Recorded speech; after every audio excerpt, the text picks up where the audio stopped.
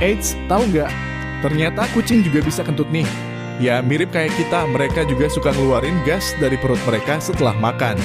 Tapi jangan khawatir, kentutnya kucing nggak sebau kentut manusia. Mungkin karena mereka punya pesona ekstra untuk menjaga keanggunannya.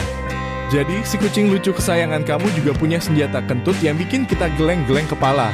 Namanya juga hewan peliharaan, pasti ada sisi lucunya kan?